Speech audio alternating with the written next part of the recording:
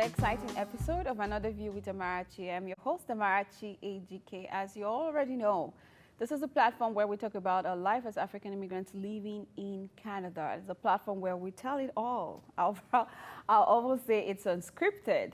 And as usual, I have my beautiful friends who keep it real here. Oge and Nu, our stylist, by the way. And the wonderful Tawa Dalawar and the delectable Folake Shibomowo. Welcome, ladies. Hi. Thank you. Today we're talking about the Canadian educational system. Right? Okay, so ladies, what was schooling like for you here compared to maybe South Africa or Nigeria? For me, school is school and stress is stress. The same thing, in my opinion. Just exhausting. Just focus on your studies. But it was like I went from high school to university. Everyone was so excited for university. In my mind, I was like, it's just more school. What is there to be excited for? No, genuinely, everyone's like, there's more freedom. You realize you'll be too busy studying for freedom, right? Yeah. Like, that was my mentality anyway, but so I didn't get to go to parties. No, but you agree that the system here in Canada, it makes schooling, like I came to Canada and, I enjoyed going to school. I enjoyed studying. I even became an unofficial tutor for, some people in my class. Wow. That was how easy it was for me to understand what's going on and study. But compared to Nigeria, it's tough. Tawa, let me tell you, when I came to Canada, I missed 2 weeks of my classes. And my teachers took their time, one by one, to cover up, to teach me those 2 weeks that I missed. Wow. Because as a Nigerian, okay. when I heard I missed 2 weeks, as a Nigerian, I said I will cover up. That was, in my mind, I said, I'll cover up, I'll just read. But then these teachers, they called me into their office and they took their time. I'm like, wait, what? That has never happened to me in Nigeria. And we can all agree that the system here is better than the system in Nigeria. Is it less stressful? It's less stressful here. I find myself, I used the library, Amara. The library. It's updated. You're stressing the library now? Because my university, our library was non-functional. Did you actually use the library when you were in school? Nothing is there, Amara. No, the books are not updated. No computer, nothing, and no light. So how do you want to stay in the library where there is no light? Okay. And then the librarian doesn't even know anything that you're asking them, books. Oh my God. It's just like, everybody, shh, shh, shh. That's the only thing they know how to do. Shh, shh, shh, shh. So yeah, coming here and seeing the system and enjoying the facilities, I don't mind going back to school. I love it. Okay. Well, to counter that, my school, we had very good life. Well, there you go. Very functional library, and we had good librarians. We had good books. I used the library in school. I did use the library. I think my library in school, they only stored projects. Your final year projects. Yeah. I think that's what we have in that library, so yeah. But I agree with you on the part where you said the teachers actually try to help you catch up. I don't think it's something that I experienced. If you miss it, you read by yourself or it's just gone. And when the professor comes to class, somebody's going back to what has been done 2 weeks ago. Like, no. It would take a personal relationship with the professor for you to get such kind of preference. I know you did school here, but I'm sure you've heard one or two things about how the school... Most of the people I've spoken to felt it was more stressful. But now I don't think it's stressful, the way stress is back home, the transportation, even some of the lectures you have to be on your feet for these lectures. But I think in terms of the content, I remember someone saying to me that, Folake, if you didn't get it in class, you get it when you're doing the assignment or you get it when you're doing the research. There is always something. I agree. They make sure that it's coming at you from in different ways. What school is about. So regardless of your learning style, you will get it one But the way or the workload other. is much. Yeah. Yeah, that I agree. sometimes the assignments could be very overwhelming. Well, that is what it is. That's But I think it's in a beat for you to catch up. Yeah, good, I think so. In order for you not to be under stress to pass exams. honestly, I've not heard Nigerians complaining here because Oh, I am complaining. compared to what it is back home. Well, maybe for most of them, they're family people. They're also maybe working on the Yeah, side. I was with my so son, maybe yeah, that's my why. YouTube son But if you when I come was- as a yeah. full-time student, then it might not be so overwhelming. But well, I learned. The good thing is the knowledge just comes. So it's not just going to school, packing things in your brain. They're really. So the things I learned here are real life applicable stuff, not just talking figures and you don't know where to apply them, right? So I think more workload because of where we're coming from. Maybe people here are kind of like okay with it, but it was more workload, but knowledge was actually very good. So let's talk about the difference, like the notable differences, in Canadian educational system. So we're talking about the system right now in comparison to the Nigerian or the South African, as how I will always say. The South African education, did you I notice love the anything? fact that it's free up until grade 12. Tell it. Schooling back home, if you want quality education, you have to pay through your nose. Like, it's crazy expensive. So the fact that education is free till grade 12 is something very good. Another one is the system. So back home, I think it's 6-3-3-4. You do 6 years of elementary, and then we have junior secondary, senior secondary, and then 4 years of uni.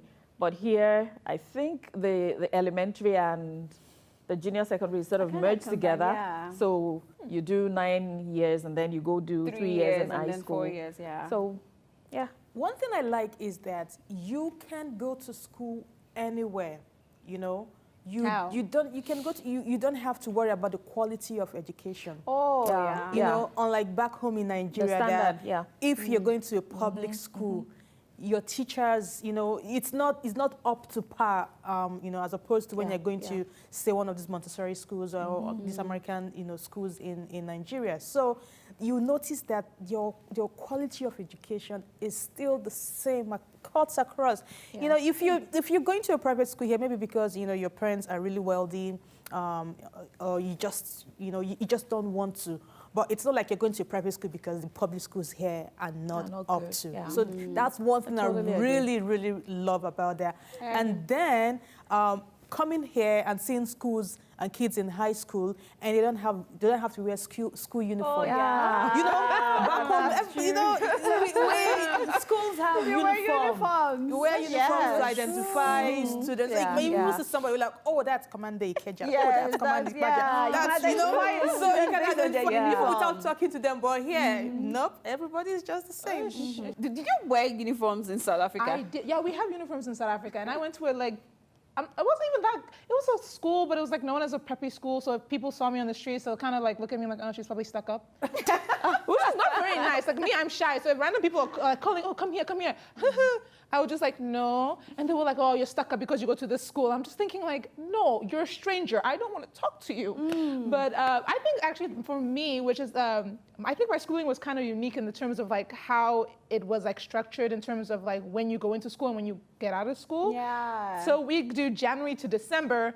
You guys do September to, what is it, August. June? That's a weird, that's a very Yeah. weird No, for arrangement. me, Like, I coming haven't heard here- of that before. No, for me, coming here was weird. It's like, then what grade are you? How do you do like when you're in a grade? Like, what age are you when you go into a grade? So you can have people born in 2003 and 2002 in the same year. For me, it was like everyone was born in the same year. So like if you say I was born in 2000, this is what grade you're in. Done, easy. So January to December. Then to December. And so we don't get that big summer, but in South Africa, summer is every day. So that's fine. true. That's fine. Yeah. I noticed, the no grading system for the elementary school students, where back home you're actually giving positions in class. If you're not giving positions in class, you're giving percentage to take home to tell your parents you're doing good or bad. You just know how well you're doing Yeah. based on like they give the first position, second position, and the last position in class, man. Your parents are going to be dealing with you. That is what I like. Yes, they do What that. I like about the system here. No grading. Nobody cares if you're A+ or A1. Okay, we'll talk about that if that is really a good idea. But let's get there. Just hold on, because I have a very tight opinion no That's a grading fact. system. And then, another thing I noticed is the number of schools that are available here. We have more schools back home in numbers. Yes, we do have more schools compared to this place. So not to say that the number of schools here don't serve the people. No, it does. But I noticed like schools are almost Back home in Nigeria, everywhere. everybody's springing up. You could even build a school in your home, you Yeah, know, there's schools, and yeah. call it Lots of something. schools. It's not really And, regulated. Yeah, and the good thing, Yeah. yes, it is. Yeah. So number of schools here, it can't even compare to what we have. And another thing again is the part where we don't actually have the division of, how do I put it, class Or like in school. rich, Everybody goes to the poor. same school. But in Nigeria, when you go to a certain school, you already know where you belong. Your parents are wealthy. Not even rich, your parents are wealthy, stuff like that. Or somebody's And then asking there you, will oh, be what school did you catchment go areas to? also. Like if you're in the north, you have to Yeah, go to this particular school. School, yes. Yeah. You wouldn't have a problem with that. But that's actually the next question. What do you guys think about the catchment area? Not being like if you have a school in mind you want to move your child to go to, if it's not within your catchment area, that might be a very big problem for you. It can actually cost a family to move to a particular area. What do you guys think about that? I don't think it's a major issue, and that's just because, like Oge said, the standard is the same across. Yes, I So why agree. would you? Well, except maybe you feel you have more friends there, and the kid will settle in faster. But other than that, I don't think anybody will be particular about. I want them to go to this particular because it's the same standard. Yeah. There is no class. You Yeah. know, you don't have to worry and say, oh, I think all This class of all- people all go to this this class school. of people. Yeah. There is no class. So your child and this and the study is the same. The curriculum is the same. So why do you want to stress your child? I mean, your child wouldn't even get in there, to be sincere. Because your child goes to school because of that. And if you decide you want to send your child to outside your catchment area, you realize that your child cannot take the school bus. Yes. True. So- True. so- And then you're stressed with having to take the child to school do every day. drop-off. Just imagine Exactly. doing Doesn't very make sense. cold, very unplanned cold weather of Saskatchewan. And like the ones that have been happening recently, Yeah. where and you're like, how will this child go to school? Exactly. Yeah. So I think the idea of the catchment area is basically to make it the proximity for the kids. So kids that work home, so they can actually, confidently walk home. And then the parents too can actually manage. They are going to work, you're coming back, you're picking your child in case they're doing after school program.